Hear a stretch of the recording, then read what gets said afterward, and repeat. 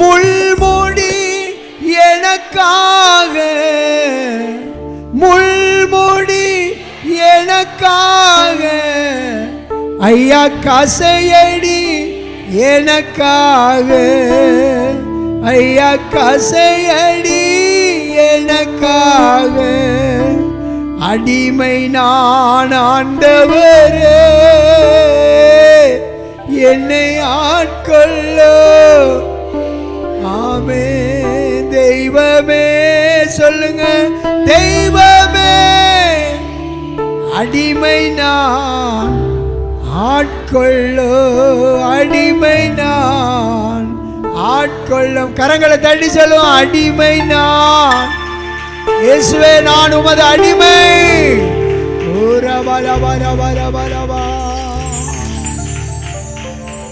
பரலோக தகப்பனே, நல்ல போதகரே, எங்கள் நடுவிலே வாசம் பண்ணுகிறவரே உமக்கு நன்றி. எல்லாரும் அப்படியே அமருவோம். ஆமென். காலை வேளையிலே ஆர்வத்தோடு அப்பாவுடைய பாதத்துக்கு வந்த உங்களை கர்த்தர் தாமே ஆசீர்வதிப்பாராக. அல்லேலூயா சொல்லுங்க, அல்லேலூயா. இன்றைக்கு ஆண்டவர் நமக்கு கற்றுக் கொடுக்கிற வேத பகுதி, தானியேலுக்குள் விசேஷித்த ஆவியானவர் இருந்தார். தானியேலுக்குள் விசேஷித்த ஆவியானவர் இருந்தார். தானியேல் 5ஆம் அதிகாரம், தானியேல் 5ஆம் அதிகாரம் 11வது வசனம். உம்முடைய ராஜ்யத்திலே ஒரு புருஷன் இருக்கிறான், அவனுக்குள் பரிசுத்த தேவர்களுடைய ஆவி இருக்கிறது. உம்முடைய பிதாவின் நாட்களில், உம்முடைய பிதாவின் நாட்களில் வெளிச்சமும் விவேகமும், வெளிச்சமும் விவேகமும், தேவர்களின் ஞானத்துக்கு ஒத்த ஞானமும், தேவர்களுடைய ஞானத்துக்கு ஒத்த ஞானமும் அவனிடத்தில் காணப்பட்டது, அவனிடத்திலே காணப்பட்டது. ஆகையால் உம்முடைய பிதாவாகிய நேபுகாத்நேச்சார் என்னும் ராஜாவானவர், உம்முடைய பிதாவாகிய நேபுகாத்நேச்சர் என்னும் ராஜாவானவர் அவனை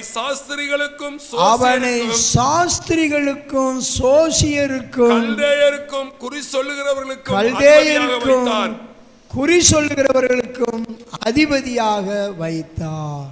அல்லேலூயா சொல்லுங்க, சொல்லுங்க அல்லேலூயா. இந்த வசனம் கொஞ்சம் நீண்ட வசனம். இதில் தேவ மனிதனாகிய தானியேலை குறித்ததான மிகப்பெரிய உன்னதமான ஒரு சாட்சி. நேபுகாத்நேச்சார் என்று சொல்லப்பட்ட பாபிலோன் ராஜா ஒரு காட்சியை அவன் காண்கிறான். 5ஆம் அதிகாரம் முழுவதும் நீங்க படிச்சு பார்த்தீங்கன்னா ஒரு காட்சியை அவன் காண்கிறான். அவனும் அவனுடைய பிரபுக்களும் அவனுடைய மனைவிமார்களும் அவனுடைய வைப்பாட்டிகளும் சேர்ந்து மதுபானம் அறிந்து தேவனுடைய ஆலயத்தின் பொக்கிஷ சாலையிலிருந்து கொண்டு வரப்பட்ட பொற்பாத்திரங்களில் மதுபானத்தை ஊற்றி குடித்து ஆடம்பரம் பண்ணி கொண்டிருக்கிறதை தேவன் அறிந்து ஒரு நியாய தீர்ப்பின் கையெழுத்தை அவனுக்கு எதிராக இருக்கிற வெள்ள சுவரில் எழுத ஆரம்பித்தான். அல்லேலூயா. அந்த எழுத்தை அவன் வாசிக்க முடியாதபடிக்கு அவன் இருதயம் கலங்கியது. அந்த எழுத்தில் என்ன எழுதியிருந்தனா, மெனே மெனே தெக்கேல் உபாஷீன் என்று எழுதப்பட்டிருந்த வார்த்தையை, எழுத்தின் அர்த்தத்தை அவன் அறியாமல் இருந்தான். பாபிலோன் தேசத்தில் உள்ள அநேக சாஸ்திரிகள், குறிகாரர்கள், சோசிகாரர்கள் வந்து அந்த எழுத்தை வாசிக்க முடியாதபடிக்கு, அர்த்தத்தை சொல்ல முடியாதபடிக்கு தவித்தார்கள். அப்பொழுது ராஜாவுடைய நேபுகாத்நேச்சருடைய மகன் 2வது ராஜா அந்த எழுத்தின் அர்த்தத்தை அறிய முடியாதபடி அவன் இருதயம் கலங்க ஆரம்பித்தது. அவன் கைகால்கள் நடுங்க ஆரம்பித்தது. அந்த சூழ்நிலையில் அவன் கலங்கி கொண்டிருக்கும் போது அவனுடைய இன்னொரு மனைவி அரண்மனையிலிருந்து வந்து ராஜாவுக்கு இந்த தானியேலை அறிமுகப்படுத்துகிறார். அதான் 11வது வசனம். உம்முடைய ராஜ்யத்திலே ஒரு புருஷன் இருக்கிறான். கரங்களை தட்டி சொல்லுவோமா? எல்லாரும் கைகளை தட்டுவோமா? உம்முடைய ராஜ்யத்திலே ஒரு புருஷன் இருக்கிறான், அவனுக்குள் பரிசுத்த தேவர்களுடைய ஆவி இருக்கிறது. அல்லேலூயா சொல்லுவோமா? அவன் சாட்சி சொல்றா. நேபுகாத்து நேச்சாருடைய மனைவி மகாராணி வந்து ராஜாவின் இருதயம் கலங்குகிறதையும் அவருடைய கைகால் நடுங்குகிறதையும் அவருடைய இடுப்பின் கட்டுக்கள் தளர்ந்து போனதையும் கேள்விப்பட்டு வந்த அவள் தானியேலை குறித்து சாட்சி கொடுக்கிறார். சாட்சி கொடுத்து சொல்லுகிறார், அவனுக்குள் பரிசுத்த தேவர்களுடைய ஆவி இருக்கிறது, உம்முடைய பிதாக்களின் நாட்களில் வெளிச்சமும் விவேகமும் தேவர்களின் ஞானத்துக்கு ஒத்த ஞானமும் அவனிடத்திலே காணப்பட்டது. ஆகையால் உம்முடைய பிதாவாகிய நேபுகாத்து நேச்சர் என்னும் ராஜாவானவர் அவனை சாஸ்திரிகளுக்கும் சோசியர்களுக்கும் கல்தேயரின் குறி சொல்லுகிறவர்களுக்கும் அதிபதியாக உயர்த்தி வைத்தார். அல்லேலூயா சொல்லுவோமா? தானியேலுக்குள்ளே விசேஷித்த தேவனுடைய ஆவி இருக்கிறதாக அந்த மகாராணி தெளிவாக என்ன செஞ்சா? கண்டுபிடித்து தன்னுடைய கணவனுக்கு ஆபத்து நேரத்தில் தன் கணவனுக்கு வந்து தேவனாகிய கர்த்தரையும் தேவ மனுஷனாகிய தானியேலையும் அவள் அறிமுகப்படுத்துகிறதை பார்க்கிறோம். அல்லேலூயா சொல்லுவோமா? ஆண்டவருடைய பிள்ளைகளை, உங்களையும் என்னையும் என் தேவனாகிய கர்த்தர் எதற்காக தெரிந்து கொண்டார்னா, உங்களுக்குள்ள இருக்கிற கர்த்தரை, நீங்கள் ஆராதிக்கிற தேவனை, நீங்கள் பெற்ற பரிசுத்த ஆவியானவரை குறித்து மற்றவர்கள் சாட்சி கொடுக்கத்தக்கதாக நாம் என்ன செய்ய வேண்டும்? நடந்து காட்ட வேண்டும், வளர்ந்து காட்ட வேண்டும். நம்முடைய ஆவிக்குரிய வாழ்க்கை சாட்சியுள்ள வாழ்க்கையாக இருக்க வேண்டும். நம்முடைய ரட்சிப்பின் வாழ்க்கை சாட்சியுள்ள வாழ்க்கையாக இருக்க வேண்டும். மோசேயை குறித்து வேதம் சொல்லுகிறது தேவ மனிதன் என்று சொல்லப்பட்டிருக்கிறது. எலியாவை குறித்து வாசிக்கிறோம், தேவ மனிதன். எலிசாவை குறித்து சூனேமியால் சொல்லுகிறார், நம்மிடத்திலே வந்து போகிற தேவ மனிதன் என்று சொல்லி. என் அருமையான கர்த்தருடைய பிள்ளையே, இந்த கால வேளையில் நீ ஆர்வத்தோடு தேவ சமூகத்திற்கு வந்திருக்கிறதுக்கு முக்கிய காரணம் உண்டு. உங்களையும் உங்கள் குடும்பத்தையும் பார்த்து, உங்களை தனிப்பட்ட முறையிலே பார்த்து, நீங்கள் நடந்து போகும்போதும் பேசும்போதும் இவர்கள் தேவ மனிதர்கள், இவர்கள் தேவனுடைய மனுஷிகள், இது ரட்சிக்கப்பட்ட குடும்பம் என்பதை மற்றவர்கள் சாட்சி சொல்லத்தக்கதாக நாம் நடந்து காட்ட வேண்டும், நாம் வாழ்ந்து காட்ட வேண்டும். மற்றவர்கள் உலகத்தார் என்ன குறை சொல்றாங்களோ, ஒரு கூட்டம் குறை சொல்லிக்கிட்டே இருக்கும். ஆனால் ஒரு கூட்டம் கர்த்தரை குறித்து, உங்களை குறித்து சாட்சி சொல்ற ஒரு கூட்டமாய் மாற வேண்டும். இவர் பெரிய பணக்காரராக இருந்தார், பெரிய வீடு வாசலை கட்டியிருந்தார், ஏகப்பட்ட நகை போட்டிருந்தார், நட்டு போட்டிருந்தார்ல, அதெல்லாம் பரலோகத்தில் செல்லாது.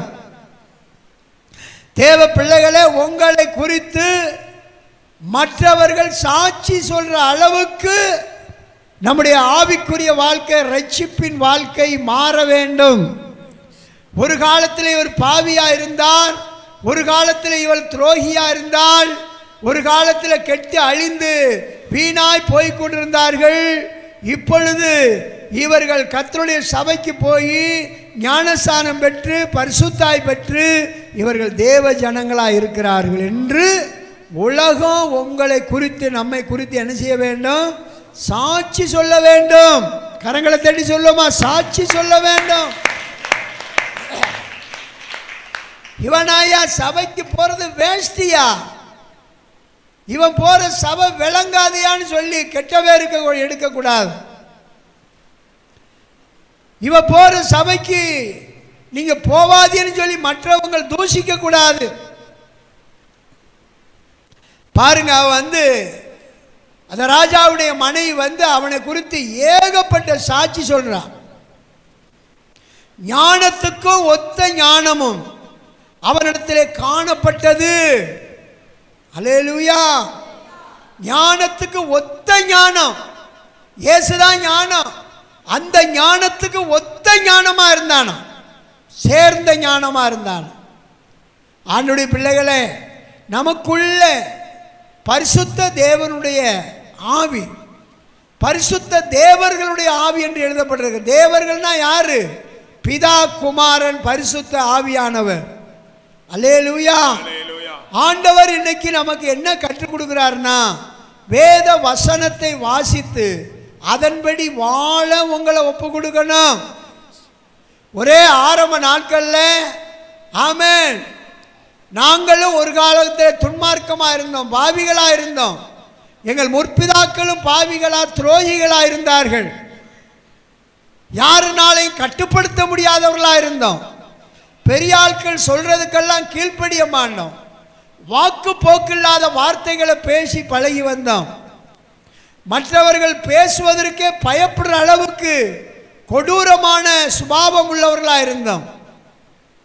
ஆண்டவருடைய பிள்ளைகளே, ஒரே ஒரு வசனம் சந்திக்க ஆரம்பித்தது. ஆமென். தானியேலோ வென்றால் ராஜாவின் போஜனத்தினாலும் அவர் பானம் பண்ணும் திராட்சரசத்தினாலும் தன்னை தீட்டுப்படுத்த கூடாது என்று தன் இருதயத்திலே தீர்மானம் பண்ணி கொண்டான்னு வாசிக்கிறோம். ஒரே ஒரு வசனம் வாழ்நாள் இன்றைக்கு எங்க போனாலும் நான் சாட்சி சொல்லுவேன். இந்த வசனம் என்னை தொட்டது. ஆண்டவருடைய வசனத்துக்கு ஒத்து என்னை ஒப்பு கொடுக்க ஆரம்பித்தேன். ஆண்டவருடைய பிள்ளைகளே, நம்முடைய வாழ்க்கை மாற வேண்டும், நம்முடைய சாட்சி விளங்க வேண்டும். வந்தபடி போனபடி காசுக்காக, பணத்துக்காக, ஆண்டவருடைய பிள்ளைகளை உலக ஆசீர்வாதத்திற்காக நம்ம ஆண்டவரை தேடுகிறவர்களாக இருக்கக்கூடாது. கர்த்தருடைய வருகை மிக சமீபமாக இருக்கிறது. கர்த்தருடைய வருகைக்கு நம்ம ஆயத்தப்படணும். அருமையான தம்பி, வாலிப தம்பிகள், வாலிப பிள்ளைகள், கணவன் மனைவியாக இருக்கிறவங்க, முதியோராக இருக்கிறவங்க, கணவனை இழந்து விதவைகளாக இருக்கிறவங்க, சாட்சியாக வாழணும், சாட்சியாய் வாழ்ந்து காட்டணும். அல்லேலூயா. நம்முடைய சமுதாயத்தில் ஒரு பழக்கம் இருந்தது. கணவனை அவங்க இழந்துட்டா அவங்க கர்த்தருக்காக வாழ வேண்டும் என்று சொல்லி வெண்வஸ்திரம் உடுத்துவார்கள். அதனுடைய அர்த்தம் தெரியாம சாபமான வஸ்திரம் என்று சொல்லி சமுதாயத்தில் அவர்கள் ஒதுக்க ஆரம்பித்தார்கள். அதனுடைய அர்த்தம், உன்னுடைய மணவாளன், பூமிக்குரிய மணவாளன் மரித்து விட்டார், இனி உனக்கு மணவாளன், நித்திய மணவாளன் இயேசு கிறிஸ்து மட்டும்தான், நீ அவருக்காக வாழ வேண்டும் என்று சொல்லி அந்த நாட்களில் முன்னோர்கள் நியமித்து வைத்தார்கள். அதை பின்னோர்கள் வந்தவர்கள் சாபமான வார்த்தையா பயன்படுத்த ஆரம்பித்தார்கள். என் அருமையான கர்த்தருடைய பிள்ளைகளே, நாம் வாழ்வது கர்த்தருக்காக வாழ வேண்டும், அவருக்கு பிரியமாக நாம் வாழ ஒப்பு கொடுக்க வேண்டும். உனக்குள்ள என்ன ஆவி கிரியை செய்கிறது, எந்த ஆவியிலே நீ நடத்தப்படுகிறாய், இதான் இன்னைக்கு ரொம்ப முக்கியமான செய்தி. கர்த்தருடைய ஆவியானவர் உன்னை நடத்துகிறாரா, இல்லை உலகத்தில் இருக்க பிசாசின் ஆவி உன்னை நடத்துகிறதா? இதை முதலாவது என்ன செய்ய வேண்டும்? கவனித்து நடக்க வேண்டும். தானியேல் ஒரு வாலிபன், தானியேல் ஒரு வாலிபன். அவனோடு சேர்ந்து அனனியா, மிஷாவேல், அசரியா என்று சொல்லப்பட்ட, சாத்ராக், மேசாக், ஆபேத்நேகோ என்று சொல்லப்பட்ட வாலிபர்கள் இருந்தார்கள். அழகுல மட்டுமல்ல, ஞானத்திலே சிறந்தவர்களாக இருந்தார்கள், அறிவிலே சிறந்தவர்களாக இருந்தார்கள், தேவனுக்கு பிரியமான தேவ பிள்ளைகளாக இருந்தார்கள். கரங்களை தட்டி ஆமீன் சொல்லுவோமா? நாமளும் ஆண்டவருடைய பிள்ளைகள். வாலிப காலத்தை, வாலிப பிராயத்தை ஆண்டவருடைய பிள்ளைகள் கர்த்தருக்கு ஒத்த ஞானத்தோடு நடத்த வேண்டும். கர்த்தருக்கு ஏற்ற ஞானம் உள்ளவர்களா நாம் இருக்க வேண்டும். அல்லேலூயா. ஆண்டவருடைய பிள்ளைகளே, இந்த நேபுகாத்நேச்சாருடைய மகன் பெல்தசார் அவன் குடிகாரனா இருந்தான், துன்மார்க்கனா இருந்தான். 5ஆம் அதிகாரம் 4வது வசனம் படிக்கலாம். அவர்கள் திராட்சை ரசத்தை குடித்து பொன்னும் வெள்ளியும் வெண்கலமும் இரும்பும் மரமும் கல்லுமாகிய, பாருங்க, மரமும் கல்லுகளுமாகிய தேவர்களை புகழ்ந்தார். இன்னைக்கு என்ன குடியாரன்? சப்பர வழிபாடு எடுக்கிறான், சுருவ வழிபாடு எடுக்கிறான், கல்ல வணங்குறான், மண்ணை வணங்குறான். இன்னைக்கு பிராந்தி கடையிலையும் மதுவான கடையிலையும் கஞ்சாவுக்கும் போதைகளுக்கும் லாகிரி வஸ்துக்களுக்கும் அடிமைப்பட்டவர்களாக இருக்கிறார்கள். கல்லையும் மண்ணையும் புகழ்கிறவர்களாக இருக்கிறார்கள்.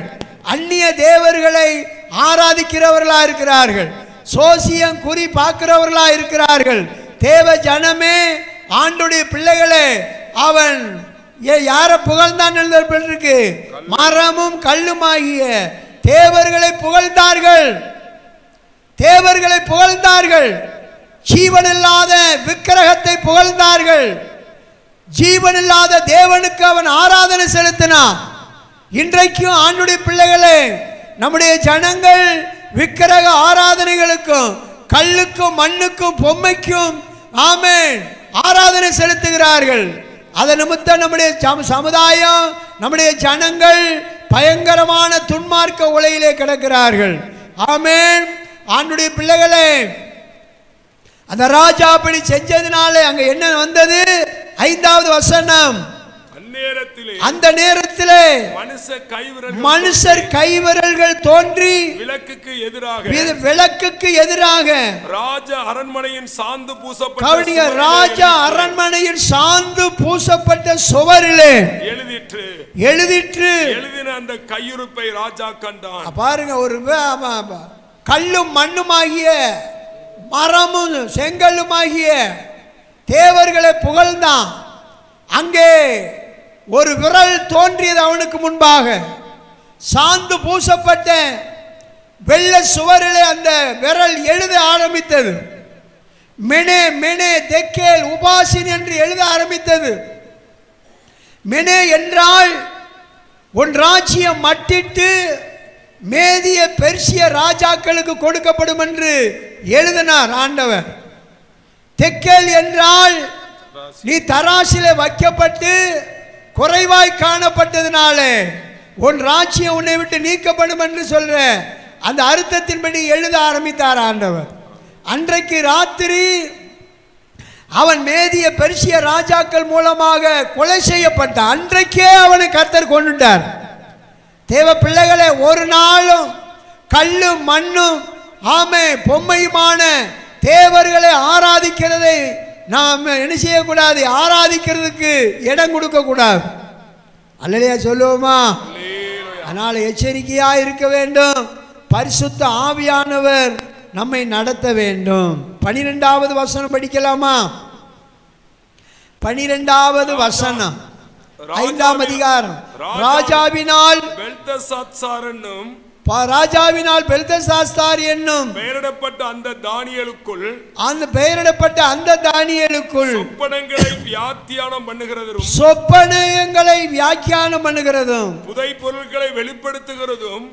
பொருள்களை வெளிப்படுத்துகிறதும் கருகலானவைகளை தெரிவிக்கிறதுமான அறிவும் புத்தியும் விசேஷித்த ஆவியும் உண்டென்று காணப்பட்டது. அந்த தானியேலுக்குள்ள பாருங்க என்னென்ன ஆவி இருக்கிறது? கருகலான ரகசியங்களை வெளிப்படுத்துகிற ஆவி, சொப்பனங்களுக்கு அர்த்தம் சொல்லுகிற ஆவி. அல்லேலூயா. அவனுக்குள்ளே விசேஷித்த ஆவி காணப்பட்டது. அல்லேலூயா சொல்லுவோமா? ஆண்டுடைய பிள்ளைகளே, இன்னைக்கு சொப்பனம் பார்க்கிறீர்கள். சொப்பனத்துக்கு உங்களால் அர்த்தத்தை நீங்களே புரியாம போட்டு எதையாட்டு சொல்லி கலங்குறீர்கள். சொப்பனத்திற்கு அர்த்தம் சொல்ற ஆவி வேணும். தானியேலுக்குள் விசேஷித்த ஆவி இருந்தது. அல்லேலூயா சொல்லுவோமா? அந்த தானியேல் மனிதர்களாலே தேவனாலே புகழப்பட்டவன், தேவதூதர்களாலே புகழப்பட்டவன். தேவன் அவனை வந்து பிரியமானவன் என்று சாட்சி கொடுத்தார். பிரியமான புருஷனே என்று சாட்சி கொடுத்தார். அல்லேலூயா சொல்லுவோமா? ஆண்டுடைய பிள்ளைகளே, நமக்குள்ளே என்ன ஆவி கிரியை செய்கிறது? எந்த ஆவிக்கு இடம் கொடுத்து வாழ்றீர்கள்? அல்லேலூயா. திருமணம் நடக்கும்போது, திருமண ஆராதனை நடக்கும்போது நம்முடைய அருமையான வாலிப தம்பிமார்கள் நீங்கள் வெளியே நின்று வேடிக்கை பார்த்து விளையாட்டு கொண்டு இருந்தீர்கள். அப்படிலாம் இருக்கக்கூடாது. நாளைக்கு உனக்கு சபையில் கல்யாணம் முடிக்கும்போது அப்படித்தான் மற்றவர்களும் போய் வெளியே வேடிக்கை பார்த்து விளையாண்டு கொண்டிருப்பார்கள். சபையிலே ஆராதனை நடக்கும்போது அருமையான கர்த்தருடைய பிள்ளைகள் பைபிளை எடுத்துக்கிட்டு உள்ளே வந்து சத்தியம் கேட்கணும். மாப்பிள்ளை பொண்ணுக்கு மட்டும் ஆலோசனை அல்ல, நமக்கும் சேர்த்து தான் ஆவியானவர் தேவ மனுஷர்களுக்கு கொண்டு என்ன செய்வார்? ஆலோசனை கொடுப்பார். உலகத்தாரை போல வேப்ப மரத்தில் நிற்கிறதும் புளிய மரத்தில் நிற்கிறதும் வேடிக்கை காட்டுறதும் விளையாடுறதுமா இருக்கக்கூடாது. அல்லேலூயா, ஆமென். ஆண்டுடைய பிள்ளைகள் கவனமாக இருக்க வேண்டும். நம்ம சபைக்கு நேர ஒரு கல்யாண போடு வச்சிருந்துச்சு, அதில் ஒரு பொம்மை வரைஞ்சிருந்துச்சு, ஒரு பிசாசின் பொம்மை. அது யாருன்னு தெரியல, அவனுக்குள்ளே இருக்கிற ஆவி அந்த மாதிரி ஒரு படத்தை போட வைக்குது. ஆண்டுடைய பிள்ளைகள் அப்படிப்பட்ட ஒன்றுக்கு உதவாத வேலையெல்லாம் நம்ம என்ன செய்யக்கூடாது? செய்யக்கூடாது. தானியலை போல நீ புகழப்படுற ஒரு மனிதனாக மாற வேண்டும். தானியல் ஒரு கிழவன் அல்ல, ஒரு வாலிபன். அல்லேலூயா, வாலிபன். உங்களை போல ஒரு வாலிபன். அந்த வாலிபனுக்குள்ளே என்ன இருந்தது? விசேஷித்த ஆவி இருந்தது. 14வது வசனம், உனக்குள்ளே தேவர்களின் ஆவி உண்டென்று, தேவர்களின் ஆவி உண்டென்று, வெளிச்சமும் புத்தியும் விசேஷித்த ஞானமும் உன்னிடத்தில். நல்லா எல்லாரும் பைபிள் எடுங்க, எல்லாரும் பைபிள் எடுங்க, எல்லாரும் இந்த இடத்துல கவனிக்கணும். அல்லேலூயா சொல்லுவோமா? பாருங்க, ராஜா சொல்றான், உனக்குள்ளே தேவர்களின் ஆவி உண்டு என்றும் வெளிச்சமும் புத்தியும் விசேஷித்த ஞானமும் உன்னிடத்திலே காணப்பட்டது என்றும் உன்னை குறித்து கேள்விப்பட்டேன். கரங்களை தட்டுவோமா? உன்னை குறித்து நான் என்ன செஞ்சேன்? உங்களை குறித்து, நம்மை குறித்து மற்றவங்க கேள்விப்படணும். இன்னாரா, இன்னொரு பேருடையவரா? தேவனுடைய ஆவியை பெற்றவர், பரிசுத்த ஆவியை பெற்றவர். இவர் வந்து ஜெபம் பண்ணா எனக்கு ஒரு அற்புதம் நடக்கும். இவ வந்து ஜெபம் பண்ணா எனக்கு ஒரு இளைப்பாறுதல் வரும். அல்லேலூயா சொல்லுவோமா? ஆண்டுடைய பிள்ளைகளை, தானியேலை குறித்து ராஜா சாட்சி சொல்றான். உன்னை குறித்து நான் சாட்சி கேள்விப்பட்டேன். உனக்குள்ளே பரிசுத்த தேவர்களுடைய ஆவி இருக்கிறார் என்று. ஐயா, தானியேல் வந்து ஒரு இரும்பு மனுஷன் அல்ல, வெங்கல மனுஷன் அல்ல. நம்மை போல பாடுள்ள மனுஷன், நம்மை போல பாடுகள் நிறைந்த மனிதன். ஆனால் தேவனுடைய ஆவி அவனுக்குள்ளே இருந்ததாக அங்கே சாட்சியை கேட்கிறான். அல்லேலூயா சொல்லுவோமா? ஆமென். அது மாத்திரமல்ல, தானியேல் 6ஆம் அதிகாரம் 3வது வசனத்தில் தானியேல் உண்மையுள்ளவனா இருந்தான். உண்மையுள்ளவனா இருந்தான். 3வது வசனம் படிக்கலாம். இப்படி இருக்கையில் தானியேல் பிரதானிகளுக்கும் தேசாதிபதிகளுக்கும் மேற்பட்டவனாயிருந்தான். கவனிங்க, தானியேல் தேசாதிபதிகளுக்கும் பிரதானிகளுக்கும் மேற்பட்டவனாயிருந்தான். பாருங்க, 127 நாடு, இந்தியா முதல் எத்தியோப்பியா வரை நேபுகாத்து நேச்சர் அந்த நாட்களில் ஆண்டிருக்கிறார். தேவ பிள்ளைகளே, இந்த தானியேல் அதுல முக்கியமான பிரதம மந்திரி. 3 தல அதிகாரிகள்ல இவன் ஒரு முக்கியமான மந்திரி. சாஸ்திரி பாருங்க, இந்த தானியேல் எப்படிப்பட்டவனா இருந்தானா? பிரதானிகளுக்கும் தேசாதிபதிகளுக்கும் மேற்பட்டவனாயிருந்தான். தானியேலுக்குள் விசேஷித்த ஆவி இருந்தமையால். எவ்வளவு சாட்சி வருது பாருங்க. விசேஷித்த ஆவி, தேவர்களுடைய ஆவி, விசேஷித்த ஆவி. அல்லேலூயா. கருகலான புதையல்களை வெளிப்படுத்துகிற ஆவி. அடுத்தது, அவன் விசேஷித்த ஆவி இருந்தமையால், விசேஷித்த ஆவி அவனுக்குள்ள இருந்தமையால் அவனை ராஜ்யம் முழுமைக்கும் அதிகாரியாக ஏற்படுத்த ராஜா நினைத்தான். கரங்களை தட்டுமா? உன்னை உயர்த்தணுமா? உங்களை உயர்த்தணுமா? கர்த்தர் உங்களை உயர்த்தணுமா? ஆமென். ஆமென் சொல்ல முடியுமா? யூதா இங்க வா, அடைகிட்டு உட்காரு, இங்க வா. அல்லேலூயா. தேவன் உன்னை உயர்த்தணுமா தம்பி? அருமையான தங்கச்சி, உன்னை தேவன் உயர்த்தணுமா? அல்லேலூயா. கைவிடப்படணுமா? நம்ம தேவன் உயர்த்தணும்னா நாம தேவனுக்கு உண்மை உள்ளவர்களாக இருக்கணும், விசேஷித்த ஆய்வுள்ளவர்களாக இருக்கணும். பாருங்க, தானியேல் வந்து எருசலேமிலிருந்து அடிமையாக கொண்டு போகப்பட்டவன். எருசலேம் இருந்து நேபுகாத் நேச்சர் காலத்தில் அடிமையாக கொண்டு போகப்பட்டவன், விலங்கு மாட்டி கொண்டு போகப்பட்டவன். அந்த நாட்களில் கைதியில் எப்படி கொண்டு போவாங்க? கையில் ரெண்டு காலிலையும் விலங்கு இருக்கும், ரெண்டு கையிலையும் விலங்கு இருக்கும், கழுத்தை சுற்றிலும் இரும்பு வளைய போட்டிருப்பாங்க. அப்படி கட்டி கொண்டு போகப்பட்டவன். நீ ஒருவேளை கடல்ல கட்டப்பட்டிருக்கலாம், சாபத்தில் கட்டப்பட்டிருக்கலாம், தரித்திரத்தில் கட்டப்பட்டிருக்கலாம்.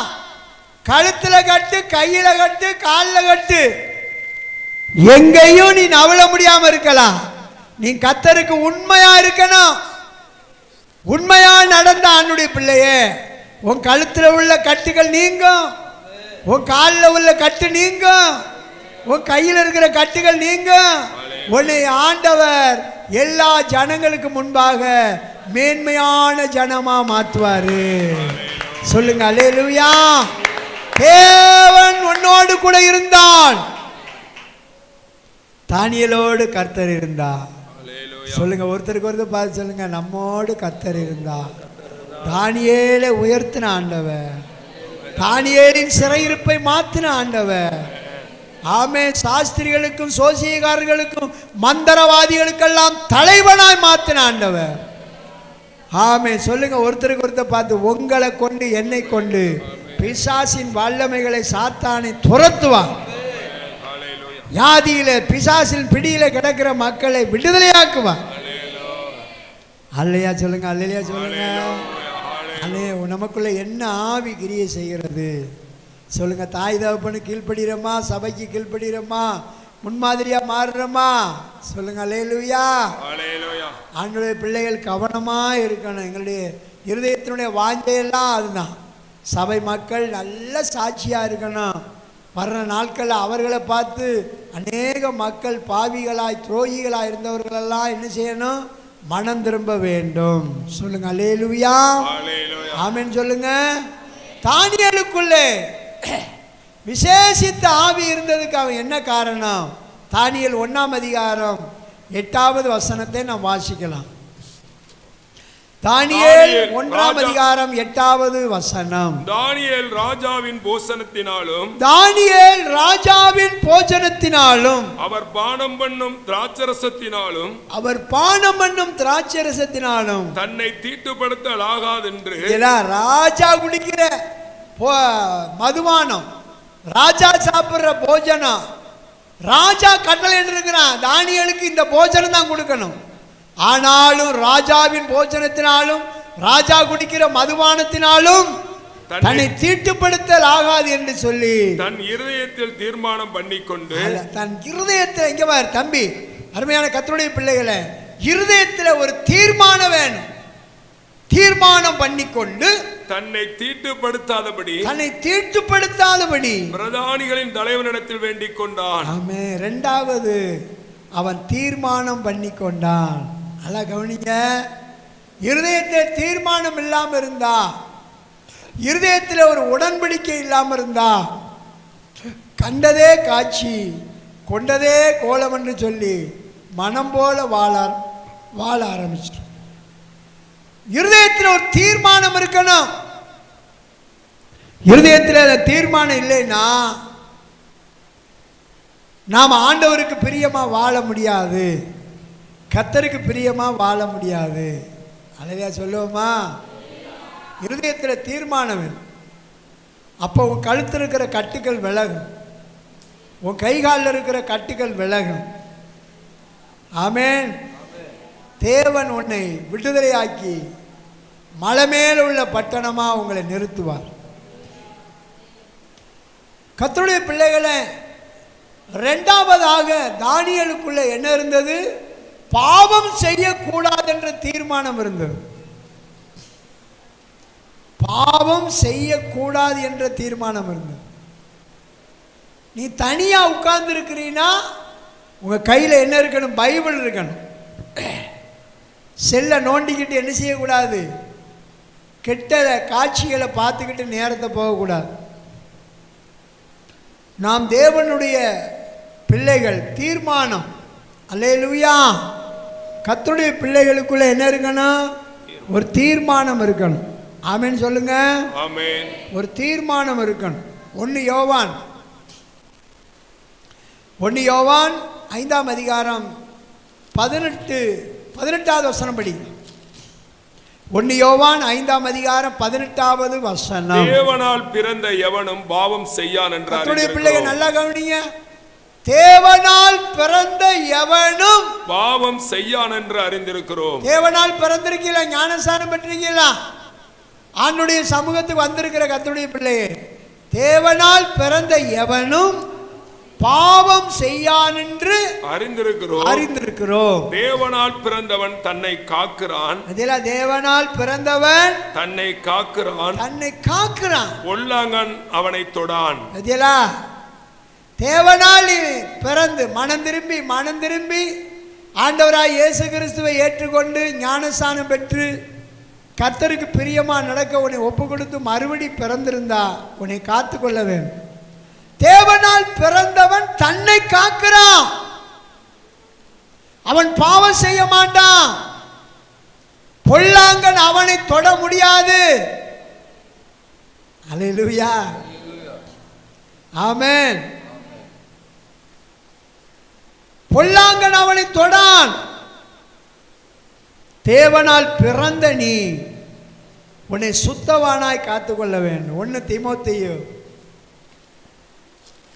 5ஆம் அதிகாரம் 22வது வசனம். ஒருவன் மேலும் சீக்கிரமாய் கைகளை கவனிங்க. ஒருவன் மேலும் சீக்கிரமா கைகளை வைக்காது. மற்றவர்கள் செய்யும் பாவங்களுக்கும் உடன்படாதே. மற்றவர்கள் செய்யும், கவனிங்க, அவன் பாவம் செய்யறான் இவன் பாவம் செய்யறான்னு சொல்லி பாவத்துக்கு உட்படாது. உன்னை சுத்தவானாக காத்துக்கொள். யாராருக்கு விளங்குது? அல்லேலூயா. தானியேல் இருதயத்தில் தீர்மானம் பண்ணினான். இங்கே பாரு தம்பி, இங்கே பாருங்க, ஒரு தீர்மானம் எடுங்க. வாழ்க்கையில் ஒரு தீர்மானம் இருக்கணும். அப்ப நீ வாழ்க்கையில் தேவனால் உயர்த்தப்பட்டவனாய் காணப்படுவாய். அல்லேலூயா. தீர்மானம் எடுங்க. இன்னைக்கு நம்ம சனங்களுக்குள்ள சமுதாயத்துக்குள்ள பாருங்க, அதிகமா ரட்சிக்கப்பட்ட பொண்ணுக்காக மாப்பிள்ளைக்காக அலைகிறாங்க. அது ஜொல்ஸ் நகை கலட்டின பிள்ளைகளை விரும்புகிறாங்க.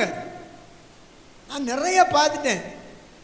சும்மாவினாலும் கட்டிட்டு போகிறதுக்கு விரும்புகிறாங்க. ஏன்னா ரட்சிக்கப்பட்ட பிள்ளை நம்ம குடும்பத்தை கட்டும், நம்ம குடும்பத்துக்கு ஒரு தாயை போல இருக்கும்னு சொல்லிட்டு தேடி பிடிக்கிறாங்க. நகையை பார்த்து நட்டை பார்த்து நம்மளை தேடி வருவாங்கன்னு நினைக்காதீங்க. முடியை பார்த்து உன் முடிவெட்டை பார்த்து வருவாங்கன்னு நினச்சிக்கிட்டு பம்பை மாதிரி முடி வளர்க்காது. அல்லேலூயா. ஆவிக்குரிய அழகு இருந்துச்சுன்னா உன்னை தேடி வரும், உன்னை தேடி வரும்.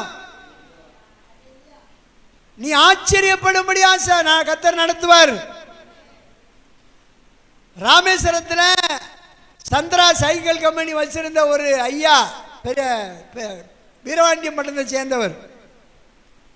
அந்த நாட்களில் அவங்க சபைக்கு போய் ரட்சிக்கப்பட்டாங்க. அவங்க மகனுக்கு பொண்ணு வேணும், பெரிய பணக்காரர்கள் ஆயிட்டாங்க.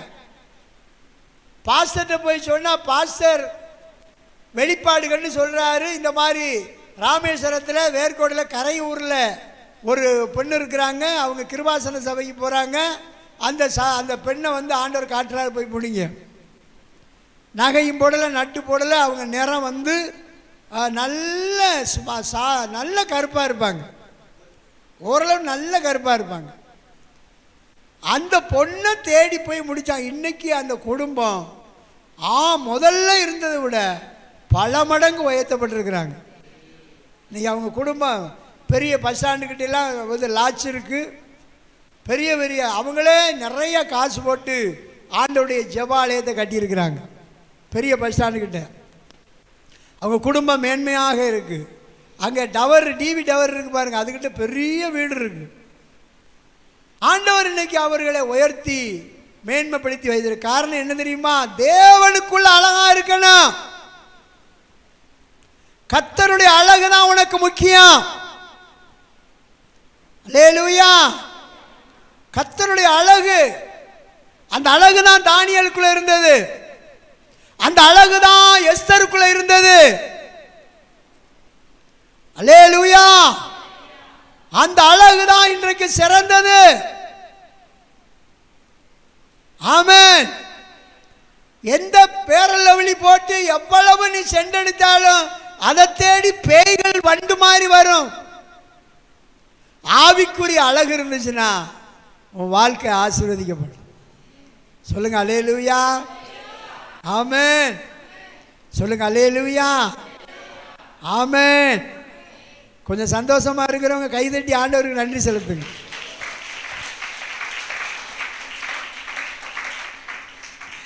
என் மேல கோபமா இருந்தா ஒரு அல்லேலூயா சொல்லுங்க. இல்லை இல்லை, அல்லேலூயா. ஆமென். ஆவிக்குரிய அழகு தன்னை பாருங்க. தானியேல் தன் இருதயத்தில் தீர்மானம் பண்ணி கொண்டான். யோவான் அப்போஸ்தலன் சொல்றான், தேவனால் பிறந்தவன் பாவம் செய்யான், அவன் தன்னை காத்துக்கொள்வான், தன்னை சுத்தவானாக காத்துக்கொள்வான். சொல்லுங்க அல்லேலூயா. அதனால தான் தானியேல் 1ஆம் அதிகாரத்தில் தம்பி எழுதப்பட்டிருக்கிறது 1-2வது வசனத்தில், துன்மார்க்கனுடைய ஆலோசனை நடவாமலும் பாவிகளுடைய வழியிலே நில்லாமலும் பரிகாசக்காரர் ஆமை உட்காரும் இடத்துல உட்கார 3 காரியம் சொல்லப்பட்டிருக்கு. துன்மார்க்கருடைய ஆலோசனை நடவாமலும் பாவிகளுடைய வழியிலே நில்லாமலும் பரிகாசக்காரர் உட்காரும் இடத்துல உட்காராமலும் கர்த்தருடைய வேதத்தில் நீ பிரியமாயிருந்து இரவும் பகலும் இந்த வேதத்தில் தியானமாயிருந்தால் நீர்க்காலில் ஓரமாய் நடப்பட்டு தன்காலத்திலே தன்கனியை தந்து இலை உதிராதிருக்கிற மரத்தை போல இருப்பான். நீ செய்வதெல்லாம் உனக்கு வாக்கியம். கைதட்டுமா? சொல்லுங்க அல்லேலூயா.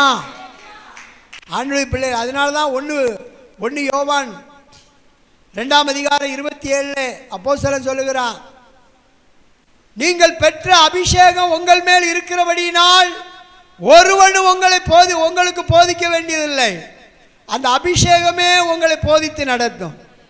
இன்றைக்கு சபையில போதிக்கிற சத்தியம் தேவ ஆவியினால வருகிறதா இல்ல மனுஷிகத்தில் இருந்து வருகிறதா நீ கண்டுபிடிச்சிருவேன். தேவ ஆவியானவர் உன்னோடு இடைப்படுகிறதை மறந்து போகாதே. வருங்காலத்தில் ஒரு பரிசுத்த சேனை சபையிலிருந்து எழும்ப வேண்டும், பரிசுத்த கூட்டம் எழும்ப வேண்டும். அல்லேலூயா. பரிசுத்த ஜனம் உனக்கு பின்பாக நிற்க வேண்டும். சொல்லுங்க அல்லேலூயா. ஆமென். 3ஆவதாக தானியேல் ஜெபிக்கிற ஒரு மனிதனாக இருந்தான். தானியேல் அவனுடைய தோழர்களும் கூடி ஜெபிக்கிறவர்களாக இருந்தார்கள். கூடி வாழ்ந்தால் கோடி நன்மை என்று நம்ம உலகத்தார் சொல்றாங்க. ஜெபிக்கிறவனா இருந்தான். 2ஆம் அதிகாரம் தானியேல்ல 16வது வசனம். தானியேல் 2:16. தானியேலை விட்டுறாதியே, அங்கதான் செய்தியே இருக்கு. பாருங்க, தானியேல் ராஜாவினிடத்தில் போய் பாருங்க, ராஜாவுக்கு ஒரு பெரிய சொப்பனம் வந்துருச்சு. அந்த சொப்பனத்தினுடைய அர்த்தத்தை சொல்ல ஆள் இல்லை. ஒருத்தனை அர்த்தம் சொல்ல மாட்டேங்கிறான்னு சோசியக்காரன் குறிகாலெல்லாம் முடிச்சு வெட்டி கொள்றான்னு சொல்லி ராஜா கட்டளை போட்டான். ஆனால் தானியேல் ஞானமாக அந்த ராஜாவின் அந்த வேலைக்காரன் பேசி ராஜாட்ட போய் உத்தரவு கேட்கிறான். அடுத்தது தவனுக்கு தவணை தாங்க ராஜாவே, நீங்க கண்ட சொப்பனத்துக்கு நான் என்ன செய்யறேன், அர்த்தத்தை சொல்றேன். கவனிங்க, தானியேல் ராஜாவினிடத்தில் உத்தரவு வாங்கி கொண்டு தன் வீட்டுக்கு போய் தானும் தன் தோழர்களும் பாபிலோனில் உள்ள மற்ற ஞானிகளோடு அழியாதபடிக்கு, கவனிங்க, இந்த மறைபொருளை குறித்து பரலோகத்தின் தேவனிடத்தில் அவர்கள் காத்திருந்து ஜெபிக்க ஆரம்பித்தார்கள். அல்லையா சொல்லுவோமா? யாராருக்கு விளங்குது? என்னங்க பாருங்க, ராஜா கட்டளை போட்டார், என்னுடைய சொப்பனத்துக்கு யாரும் அர்த்தம் சொல்லலை, அதனால சோசிகாரன் குறிகாரன் சாஸ்திரி எல்லாத்தையும் பிடிச்சி என்ன செஞ்சிரு, வெட்டி கொல்றான்னு சொல்லி சட்டம் போட்டார். அப்போ தானியேலையும் அவனுடைய தோழர்களையும் கொலை செய்ய தேடும்போது தானியேல் ஞானமாக அந்த ராஜாவின் அதிகாரிகிட்ட பேசி ராஜாவினிடத்தில் போய் உத்தரவு வாங்கி கொண்டு இப்போ மறைபொருள்களை வெளிப்படுத்துகிற தேவனிடத்திலே ஜெபம் பண்ணுறாங்க. அல்லையா சொல்லுவோமா? அவங்க ஜெபம் பண்ணும்போது தரிசனத்தில் அந்த ராஜா கண்ட சொப்பனத்துக்கு அந்த சொப்பனத்தையும் அதன் அர்த்தத்தையும் கர்த்தர் வெளிப்படுத்த ஆரம்பித்தார். கைதட்டுவோமா எல்லாரும்? அல்லையா சொல்லுவோமா? நல்லா உற்சாகமா ஆண்டவர் வெளிப்படுத்த ஆரம்பித்தார். பாருங்க, அந்த மறைபொருளையும் ரகசியத்தை, ராஜா கண்ட சொப்பனத்தையும் அதன் அர்த்தத்தையும் வெளிப்படுத்தினார். ஜெபம் ஜெயமுள்ளவர்களா மாற்றும். 6ஆம் அதிகாரம் 10வது வசனத்திலே எழுதப்பட்டிருக்கு. அந்த பத்திரத்துக்கு கையெழுத்து வைக்கப்பட்ட அறிந்த போதிலும் தானியேலோ வென்றால், பத்திரத்துக்கு கையெழுத்து வைக்கப்பட்டது என்று அறிந்த போதிலும் தன் வீட்டுக்குள்ளே போய் தன் மேல் அறையிலே எருசலேமுக்கு நேராக பலகணிகள் திறந்திருக்க தான் முன்பு செய்து வந்தபடியே தினமும் 3 வேளையும், நல்லா கவனிங்க ஐயா, தினமும் 3 வேளையும் தன் தேவனுக்கு முன்பாக முழங்கால் படியிட்டு, ஆமென், அல்லேலூயா சொல்லுவோமா? அல்லேலூயா சொல்லுவோமா? இங்க பாருங்க, முதல்ல தானியேலும் அவனோடு சேர்ந்த தோழர்களையும் ராஜா கொலை செய்ய சொல்லி கட்டளை போட்டிருந்தான். தானியேல் ஞானமாக பேசி ஜெபம் பண்ணி அதனுடைய வெளிப்பாடையும் ரகசியத்தையும் ராஜாவுக்கு விலைக்கு கொடுத்தான். இப்போ 30 நாள் வரைக்கும் மட்டும் ராஜாவை தவிர வேறொரு தேவர்களை என்ன செய்யக்கூடாது, வணங்கக்கூடாது. அப்படி வணங்கினா அந்த நேரமே அவர்கள் சிங்கங்களின் கெபிக்கில் என்ன செய்யப்படுவாங்க, தூக்கி போடப்படுவாங்க. ஆனால் தானியேல் ராஜா பத்திரத்துக்கு கையெழுத்து வைக்கப்பட்டது அறிந்த போதிலும் அங்கே என்ன நடக்குது, அவன் தான் செய்து வந்த வழக்கத்தின்படி தினமும் 3 வேளையும் அவன் ஜெபம் பண்ணுவான். அவன் கர்த்தருக்கு ஸ்தோத்திரம் பண்ணி ஜெபம் பண்ணி ஆண்டவரை துதிக்க ஆரம்பித்தான். பாருங்க, ராஜா சிங்கக்கவிகளை போட்டான். சிங்கங்கள் கடிக்காதபடிக்கு தேவன் நம்முடைய தூதனை அனுப்பி சிங்கங்களின் வாய்களை கட்டி போட்டார். சொல்லுங்க அல்லேலூயா. புரியுதா? மரண கன்னிகளுக்கு நீ தப்பணும்னா, பாதாள வல்லமைகளுக்கு நீங்கள் தப்பணும்னா, கடன் பிரச்சனை வியாதி பலவீனங்களுக்கு நீங்கள் தப்பணும்னா, நரகத்துக்கு போகாமல் நீங்கள் தப்பணும்னா ஜெபம் ரொம்ப முக்கியம். ஜெபிக்கிற ஜெபம் ரொம்ப முக்கியம். சத்தியத்தை கேட்டு சத்தியத்தின்படி ஜெபம் பண்ணணும்.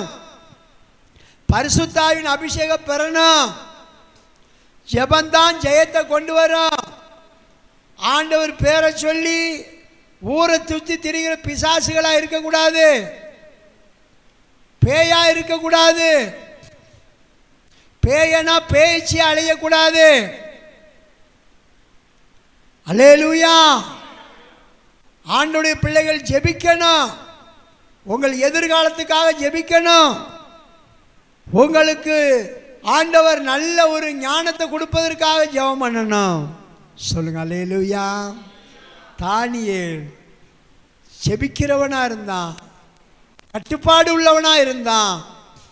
அடுத்தது வரம் பெற்றவனா இருந்தான். ஆவிக்குரிய வரம் அவனுக்குள்ள என்ன செஞ்சது? இருந்தது. ஆவிகளை பகுத்தறிகிற வரம் இருந்தது. ஞானத்துக்கொத்த ஞானமுள்ள வரம் இருந்தது. அறிவு நிறைந்த வரம் இருந்தது. சொப்பன அந்த அர்த்தங்களை சொல்லுகிற வரம் இருந்தது. கருகலான சத்தியத்தை எடுத்து சொல்லக்கூடிய வரம் இருந்தது. சொல்லுங்க அல்லேலூயா. நாம் நேபுகாத்நேச்சர் சொல்கிறான் 2ஆம் அதிகாரத்தில், இதனுடைய சொப்பன நிச்சயம், இதன் அர்த்தம் சத்தியம் என்று சொல்லி அந்த கருகலான சத்தியத்தை எடுத்து சொல்லுகிறவனா இருந்தான். சொல்லுங்க அல்லேலூயா. ஆண்டுடைய பிள்ளைகளை, தானியேலுடைய ஜெபம் 6ஆம் அதிகாரம் 22வது வசனத்தில், ஆண்டுடைய பிள்ளைகளை, சிங்கங்கள் என்னை சேதப்படுத்தாதபடி தேவன் தம்முடைய தூதனை அனுப்பி அவன் வாயை கட்டி போட்டார். கைதட்டுமா?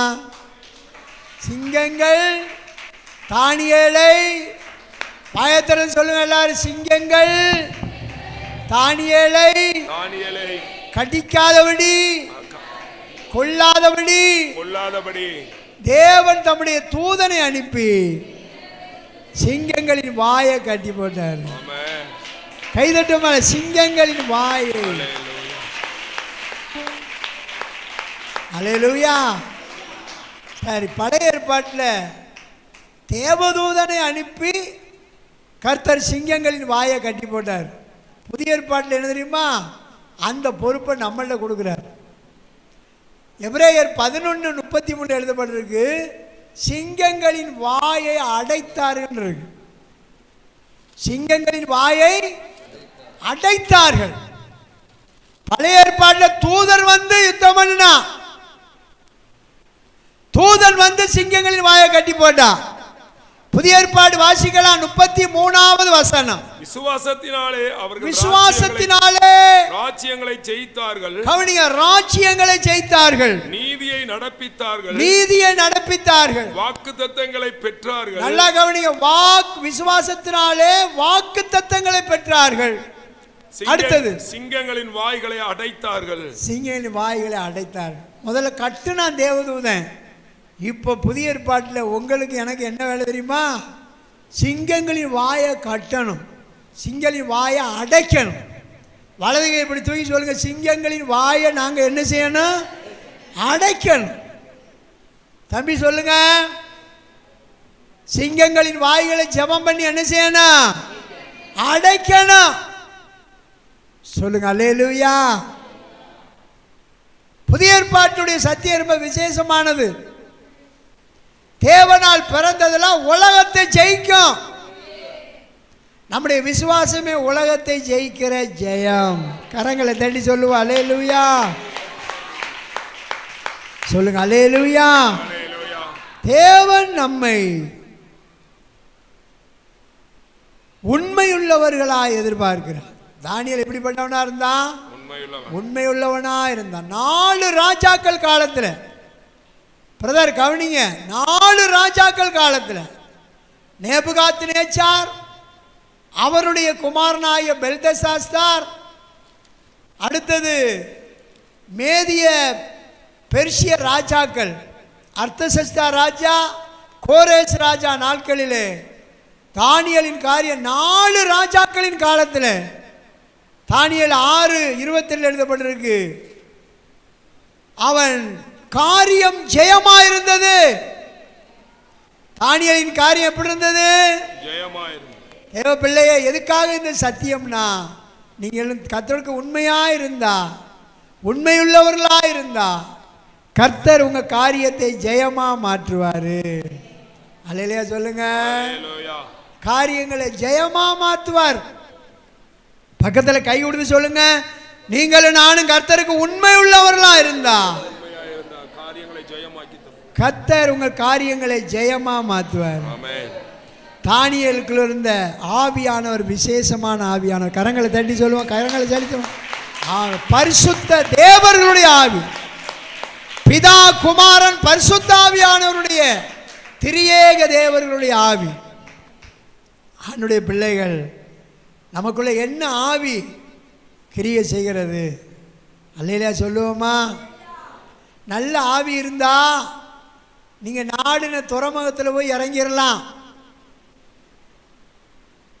சங்கீதம் 107:30 வசனம். சங்கீதம் 107:30 வசனம். அப்பொழுது பினகாஸ் எழுந்து நின்று அமைதல் உண்டானது நிமித்தம் அவர்கள் சந்தோஷப்படுகிறார்கள். தாங்கள் நாடின துறைமுகத்தில் அவர்களை கொண்டு வந்து சேர்க்கிறார். ஒரு துறைமுகம் இருக்கு. இப்ப பாம்பன்னா பாம்பனுக்கு ஒரு துறைமுகம் இருக்கு. பாம்பன்ல இருந்து கடலுக்கு போற வல்லமோ போட்டா இருந்தாலும் சரி, இங்க பாருங்க, அவங்க தொழில் பார்த்துட்டு எந்த துறைமுகத்துக்கு வரணும். இப்ப எல்லா துறைமுகத்திலுமே பிடிக்க முடியாது, கரை சேர முடியாது. அங்க அந்த துறைமுகத்துக்கு உண்டான நம்பர் வாங்கியிருக்கணும், ஆர்சி புக் இருக்கணும். வேற துறைமுகத்துக்கு போனா அங்க உள்ள அனுமதி இல்லாம கரை இறங்க முடியாது. வேற துறைமுகத்துக்கு போனா இவங்க நினைச்ச மாதிரி மீனை விற்க முடியாது. ஆண்டவருடைய பிள்ளைகளே, அதே போலதான் உன் வாழ்க்கையில் அமைதி உண்டாகணும், சமாதானம் உண்டாகணும். சமாதான பிரபுவாகிய ஆண்டவராய் இயேசு கிறிஸ்துவனை நடத்தணும். நீ நாடின துறைமுகத்துக்கு கர்த்தர் உன்னை கொண்டு சேர்க்கணும்னா ஆண்டவருடைய பிள்ளைகள் சத்தியத்தின்படி வாழ உங்களை ஒப்பு கொடுக்க வேண்டும். திசை மாதிரி அலையக்கூடாது. என்ன சகோதரி சொல்றிய? திசை மாதிரி அலையக்கூடாது, சீர்கற்றவர்களாக அலையக்கூடாது. நாடின துறைமுகத்துக்கு போய் நம்ம படகு என்ன செய்யணும்? போய் சேரணும். சொல்லுங்க அல்லேலூயா. நமக்குள்ள இருக்கிற ஆவி எழுந்து கட்டுகிறதா இருக்கணும். கோரேஸ் ராஜா ஆட்சிக்கு வந்த முதலாவது வருஷத்துல தேவ ஆவியானவர் அவனை ஏவினாராம். எஸ்ரா 1:1-2 எழுதப்பட்டிருக்கு. கர்த்தர் அவனுடைய ஆவியை ஏவினதுனால 70 வருஷத்துக்கு முன்பாக இடிக்கப்பட்ட ஆமென் ஆலயத்தை, எருசலேம் ஆலயத்தை கட்டும்படியாக கட்டளையிட்டான். ஆவி அவனுக்குள்ள இருந்த ஆவியை கர்த்தர் ஏவினார். கர்த்தருடைய பிள்ளையே, பரிசுத்த ஆவியானவர் உன்னை நடத்த ஆரம்பித்தார். தேவ வசனத்துக்கு நீ கீழ்ப்படிய ஆரம்பித்தார். கர்த்தர் உன்னை கொண்டு கட்டுவார். உன்னை கொண்டு சபையை கட்டுவார், குடும்பத்தை கட்டுவார். முதலாவது வசனம் 2வது வசனம் படிக்கலாம். எரேமியாவின் வாயினாலே கர்த்தர் சொன்ன வார்த்தை நிறைவேறும்படி, கர்த்தர் சொன்ன வார்த்தை நிறைவேறும்படி பெர்சியாவின் ராஜாவாகிய கோரேசுடைய முதலாம் வருஷத்திலே கர்த்தர் பெர்சியாவின் ராஜாவாகிய கோரேசின் ஆவியை ஏவினதினாலே, கோரேசின் ஆவியை ஏவினதினாலே, அல்லேலூயா சொல்லுவோம். அடுத்தது, அவன் பரலோகத்தின் தேவனாகிய கர்த்தர் பூமியின் ராஜ்யங்களை எல்லாம் எனக்கு தந்தருளி யூதாவில் உள்ள எருசலேமிலே தமக்கு ஆலயத்தை கட்டும்படி எனக்கு கட்டளையிட்டார். கைதட்டுவோமா? ஆவியானவர் நடத்தணும். பரிசுத்த ஆவியானவர் நடத்தினா ஒரு சபையில நிலைச்சிருப்பாங்க, ஒரு போதனைக்குள்ள நிலைச்சிருப்பாங்க. அவங்களை கொண்டு சபை கட்டப்படும். தாறுமாறான ஆவிக்கு இடம் கொடுக்க மாட்டாங்க. நண்டு மாறி, எட்டுக்கால் பூச்சி மாறி அங்கும் இங்கும் அலைய மாட்டார்கள். அவர்கள் ஆவி ஒருமனப்பட்டதா இருக்கும். அல்லேலூயா சொல்லுவோமா? ஒருமனப்பட்டதா இருக்கும். கோரேசுடைய ஆவியை கர்த்தர் ஏவினார். 2 கொரிந்தியர் 5:14 அப்போஸ்தலனாகிய பவுல் சொல்றான், கிறிஸ்துவின் அன்பு என்னை நெருக்கி என்ன செய்கிறது? ஏவுகிறது. லூக்கா சுவிசேஷம் 2ஆம் அதிகாரம் 27வது வசனத்தில் சிமியோனை கர்த்தர் ஆலயத்துக்கு போகும்படி ஏவினார். உங்களுக்குள்ளே பரிசுத்த ஆவியானவர் நடத்த ஆரம்பித்தார். ஆலயத்துக்கு போக சொல்லுவார். ஆலயத்திற்கு போகும்படி ஏவினார் ஆவியானவர். ஆலயத்துக்கு வந்த சிமியோன் இரட்சகராகிய இயேசு பாலகனை கையில் ஏந்த ஆரம்பித்தான்.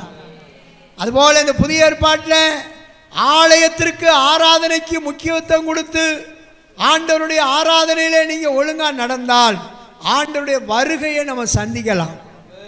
ஆண்டவருடைய வருகையை நம்ம சந்திக்கலாம். அதோ பாருங்க, ரட்சிப்பின் பாத்திரம் மட்டுமல்ல, எண்ணெயும் விளக்கோடு இருக்க வேண்டும். சொல்லுங்க அல்லேலூயா. தேவ ஆவியானவர் நம்மளை நடத்த ஒப்பு கொடுக்க வேண்டும். சொல்லுங்க அல்லேலூயா. அருமையான சகோதரிகள், அருமையான சகோதரமார்கள், தேவ பிள்ளைகள், வருங்காலத்தில் இந்த சபையின் ஊழியம் கர்த்தர் உங்களை நம்பி வைத்திருக்கிறார். சபையை, உங்களுக்கு கொடுக்கப்பட்ட சபையை கட்டுங்கள். உங்களுக்கு கொடுக்கப்பட்ட குடும்பத்தை கட்டுங்கள். உங்களுக்கு கொடுக்கப்பட்ட ஊழியத்தை நேசியுங்கள். உங்களுக்கு கொடுக்கப்பட்ட ஜெப நேரத்தை நீங்கள் கடைப்பிடியுங்கள். சொல்லுங்க அல்லேலூயா. யோசேப்பை பார்த்து, ஆமாம், பாபிலோன் அதாவது எகிப்தின் ராஜா பார்வோன் சொல்லுகிறான், தேவ ஆவியை பெற்ற இந்த மனுஷனை போல வேறு யார் உண்டோன்னு சொல்லி சொல்றான். சிறையில் இருந்தவன் யோசேப்பு, தன் சகோதரர்களாலே புறக்கணிக்கப்பட்டவன். நல்லா கவனிங்க, இந்த யோசேப்பை ஆண்டவர் பார்வோனுக்கு முன்பாக நிப்பாட்டினார். பார்வோன் கண்ட சொப்பனத்திற்கு விளக்கத்தை கொடுத்தான். ஆண்டுடைய பிள்ளைகளே, பார்வோன் மன்னன் சொல்றான், 38வது வசனத்தில் வாசிக்கலாமா? தேவ ஆவியை பெற்ற, ஆமாம், ஆதியாகமம் 41:38வது வசனம்.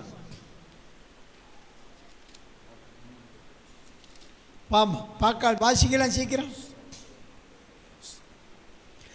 41ஆம் அதிகாரம் வசனம் 38, 39, 40. அப்பொழுது பார்வோன் தன் ஊழியக்காரரை நோக்கி தேவ ஆவியை பெற்ற, இப்படி சாட்சி சொல்லணும் உங்களை குறித்து, தேவ ஆவியை பெற்ற இந்த மனுஷனை போல வேறொருவன் உண்டோ என்றான். அதெல்லாம் உங்களை குறித்து சாட்சி சொல்லணும். பக்கத்தில் பார்த்து சொல்லுங்க, உங்களை குறித்து என்னை குறித்து என்ன செய்யணும்? பார்வோன் யோசேப்பை குறித்து சாட்சி கொடுத்தான். தேவ ஆவியை பெற்ற இந்த மனுஷனை போல ஒரு மனுஷன் உண்டோ என்று கேட்டான்.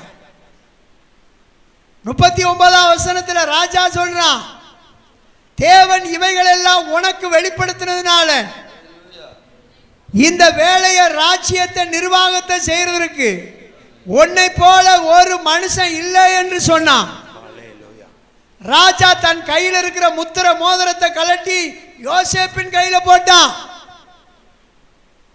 ஒரு அடிமைக்கு வந்த வாழ்வை பாருங்க. ஒரு அடிமை, நீ இந்த உலகத்தில் அடிமையா இருக்கலாம், தேவ ஆவியானவருக்கு இடம் கொடுக்க வேண்டும், ஜெப நேரத்துக்கு இடம் கொடுக்க வேண்டும், ஆண்டவருக்கு பிள்ளை உறுதியா இருக்க வேண்டும். அடிமைக்கு வாழ்வு வந்துருச்சுறான்னு சொல்லுவாங்க, அர்ப்பனுக்கு வாழ்வு வந்துருச்சுரா. யோசேப்புக்கு பார்வோன் மன்னன் தன் கையில் இருக்கிற முத்திர மோதிரத்தை போட்டான். நீ எனக்கு ரெண்டாவது ஆனவனா இருப்பா. எப்படி பிதாவுக்கு அடுத்த ஸ்தானத்தில் இயேசு கிறிஸ்து இருக்கிறாரோ அதுபோல யோசேப்பு எகிப்து தேசம் முழுவதற்கும் ராஜாவுக்கு அடுத்த ஸ்தானத்தில் அவன் பிரதம மந்திரியா இருந்தான். சொல்லுங்க அல்லேலூயா. தேவ ஆவியானவர் ஒரு மனுஷனுக்குள்ள, ஒரு மனுஷிக்குள்ள வந்தா அவர்களை விசேஷமா ஒண்ணுல ஊழியக்காரனா, ஊழியக்காரியா மாற்றுவார். இல்லை, ஊழியங்களை தாங்கக்கூடிய சபைகளை கட்டுகிறவர்களாக, சபைக்கு உதவியாக கர்த்தர் உயர்த்துவார்.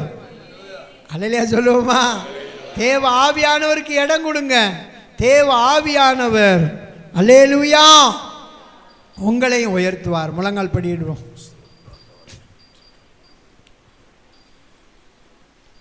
தேவ ஆவியானவருக்கு இடம் கொடுங்க. எங்க போறீங்க? இங்க வாங்க. அல்லேலூயா. தேவ ஆவியானவர். நீ எத்தனை பேர் ஒப்பு கொடுக்குறீங்க? இன்றைக்கு ஏதோ கடமைக்காக ஆண்டவரை தேடணும்னு நம்ம இருக்காம ஆண்டுடைய பிள்ளைகள் கர்த்தருக்கென்று அவருக்கு உபயோகமான பாத்திரங்களாக ஒப்பு கொடுங்க. தானியேலுக்குள் விசேஷித்த ஆவி இருந்தது. தானியேலுக்குள் பரிசுத்த தேவர்களுடைய ஆவி இருந்தது. தானியேல் ஞானத்துக்கு ஒத்த ஞானம் உள்ளவனா இருந்தான். தானியேல் கருகலானதைகளாம் தெளிவாக வெளிப்படுத்துகிறவனா இருந்தான். தானியேல் அடிமையாக கொண்டு போகப்பட்டவன். கழுத்தில் கை காலெல்லாம் விலங்கு போட்டப்பட்டவன். தேவ ஆவியானவர் அவனை கட்டவிழ்த்தார். தேவ ஆவியானவர் தேசத்திலே அவனை உயர்த்தினார். சிங்கங்களின் வாயை கட்டி போட தேவ தூதனை அனுப்பினார் தானியேலுக்காக. புதிய ஏற்பாட்டில் சிங்கங்களின் வாய்களை அடைத்தார்கள் என்று வாசிக்கிறோம். ஹல்லேலூயா.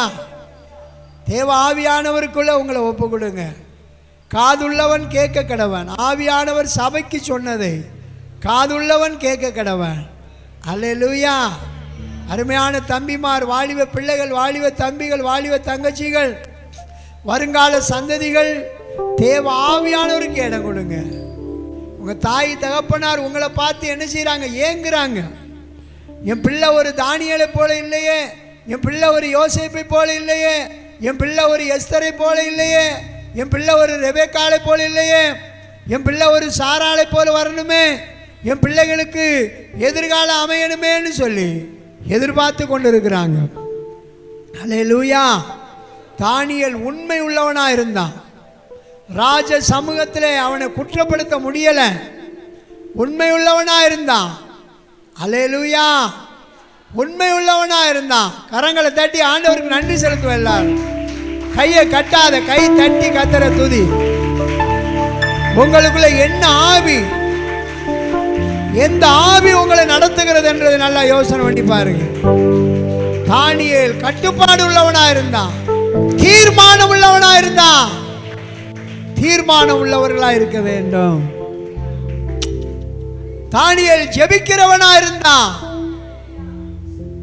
மறைபொருள்களை வெளிப்படுத்துகிறவனா இருந்தான். தானியேல் வரங்களை பெற்றவனா இருந்தான். ஆனா 2 தீமோத்தேயுவிலே 1ஆம் அதிகாரம் 6வது வசனத்திலே நீ பெற்ற வரத்தை அனல் மூட்டி என்று தீமோத்தேயுவுக்கு பவுல் எழுதுகிறதை பார்க்கிறோம். ஆண்டவருடைய பிள்ளைகளை, உங்கள் கர்த்தருடைய ஆவியின் வரங்களை அனல் மூட்டுங்க. ஆவிக்குரிய காரியத்தில் வளருங்க. தானியேலின் காரியம் ஜெயமா இருந்ததுக்கு காரணம் அவன் தேவ ஆவியை பெற்றவன், அவன் தீர்மானம் உள்ளவன், அவன் கட்டுப்பாடு உள்ளவன், அவன் ஜெபிக்கிறவனா இருந்தான். அவன் நாடின துறைமுகத்திற்கு கர்த்தர் அவனை நடத்தினார். அல்லேலூயா. நாடின துறைமுகம் ஒன்று கர்த்தருடைய சபையை குறிக்கும், 2வது ஓட்டத்தை முடித்து பரலோகத்துக்கு போய் சேர்றதை குறிக்கும். துறைமுகம் என்பது கரையை காட்டுகிறது. இன்னைக்கு ஆண்டவருடைய பிள்ளைகள் எந்த துறைமுகத்தை நோக்கி ஓடுது உங்கள் படகு? எந்த திசையை நோக்கி போய் கொண்டிருக்கிறீர்கள்? சிமியோனை ஆவியானவர் தேவாலயத்துக்கு ஏவினார். பவுலை ஆவியானவர் நெருக்கி ஏவினார். யோசேப்பை ஆண்டவர் சிங்காசனத்துக்கு கொண்டு போனார். நம்முடைய ஆண்டவர் நம்மளை மேன்மைப்படுத்துகிறவர். அருமையான சகோதரா, ஒருவேளை உனக்கு கண்டிப்பான உபதேசமாக இருக்கலாம். அருமையான கர்த்தருடைய பிள்ளையே, உனக்கு புரியாத உபதேசமாக கூட இருக்கலாம். நீ பொறுமையாக இருந்து ஜெபம் பண்ணி கேளு. இந்த சத்தியத்தை ஆண்டவருடைய சமூகத்தில் வைத்து தியானி. கர்த்தர் உங்கள் மேலே பிரியமாக இருந்து உங்களை நடத்துவார். அல்லேலூயா. எல்லாரும் தயவாக எழுந்திருந்து கர்த்தர் நாமத்தை நாம் மகிமைப்படுத்தலாம்.